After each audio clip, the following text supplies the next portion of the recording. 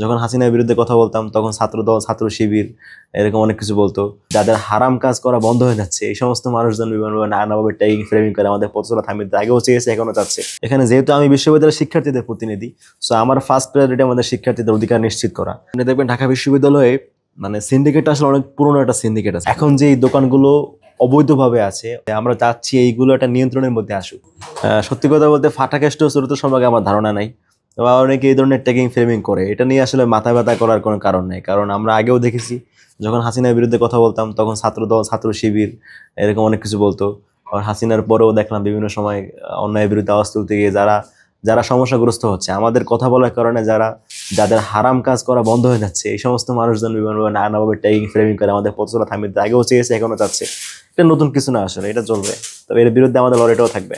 খুবই পজিটিভলি নিচ্ছি। কাজ করতে গেলে বাধা আসবে, সমালোচনা আসবে। তবে কথা হচ্ছে, যারা সমালোচনা করছেন তাদেরকে একটাই অনুরোধ করবো, আপনারা সমালোচনা যৌক্তিকভাবে করেন। আপনারা আসলে এখানে এটা প্রায়োরিটির বিষয় আছে। এখানে শিক্ষার্থীদের অধিকারের বিষয়টা আগে আসবে, নাকি হচ্ছে এই সমস্ত যারা হচ্ছে বিশ্ববিদ্যালয় ক্যাম্পাসের পরিবেশ নষ্ট করতে চাচ্ছে এইদেরকে পুনর্বাসন বা এদের বিষয়গুলো আগে আসবে। এখানে যেহেতু আমি বিশ্ববিদ্যালয়ের শিক্ষার্থীদের প্রতিনিধি, সো আমার ফার্স্ট প্রায়োরিটি আমাদের শিক্ষার্থীদের অধিকার নিশ্চিত করা। সেই অধিকার নিশ্চিত করতে গিয়ে আমি যে কাজগুলো করতেছি এইগুলো আসলে সমালোচনা করার তো জায়গা না। সমালোচনা করার থাকলে আপনারা অন্য বিষয় নিয়ে করতে পারেন, যৌক্তিক বিষয় নিয়ে করতে পারেন। কিন্তু শুধু শুধু এইসব বিষয় নিয়ে সমালোচনা করার মাধ্যমে আপনারা এমনিতেই শিক্ষার্থীরা আপনাদেরকে সমর্থন করে না, সাপোর্ট করে না, যেটার নমুনা ডাকসু নির্বাচনে দেখা গিয়েছে। কত শতাংশ ভোট আপনারা পেয়েছেন আপনারা খুব ভালো মতোই জানেন। সো এগুলো করে তো আসলে আরও শিক্ষার্থীদের ম্যান্ডেট হারাচ্ছেন। তো এই ধরনের রাজনৈতিক দেউলিয়া সম্পন্ন এই ধরনের পরিচয় আপনারা আর এক্সপোজ করে না মানুষের সামনে। আসলে এখানে হইতেই পারে শুধুমাত্র রাজনৈতিক দল না, যে দেশে বিদেশে বিভিন্ন ফান্ডিং থাকতে পারে যারা সে সমস্ত কার্যক্রম করে দেশের পরিবেশকে অশান্ত করতে চায়। আপনি দেখেছেন বিশ্ববিদ্যালয় ক্যাম্পাসে বহিরাগত হকার, ভবঘুরে, মাদকসেবী এই ধরনের নানা মানে উল্টাপাল্টা শ্রেণীর মানুষদেরকে তারা ক্যাম্পাসে মিছিল করিয়েছে। এটা তো অবশ্যই বিশ্ববিদ্যালয় ক্যাম্পাসের পরিবেশকে অস্থিতিশীল করার একটা চক্রান্ত, শিক্ষার্থীদের মধ্যে আতঙ্ক ছড়িয়ে দেওয়ার একটা চক্রান্ত। এই ধরনের কাজ তারা প্রায় সময় করে থাকে। স্পেসিফিক রাজনৈতিক দল না, আপনি দেখবেন ঢাকা বিশ্ববিদ্যালয়ে মানে সিন্ডিকেট আসলে অনেক পুরনো একটা সিন্ডিকেট আছে। এটা আপনি খুব মানে কাছে গেলেই বুঝতে পারবেন। এক একজন মানুষের 20টা 25টা 30টা করে দোকান থাকে।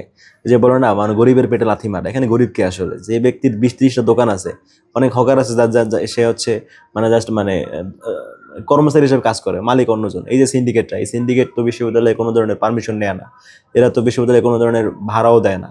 সো এটার বিরুদ্ধে আমাদের কাজ করতে হবে না? এবং হচ্ছে এই সিন্ডিকেট শুধুমাত্র এখানে না, এই মাদকের সিন্ডিকেট আছে এখানে। আমরা আসলে একটা সিস্টেমে পরিবর্তন চাচ্ছি।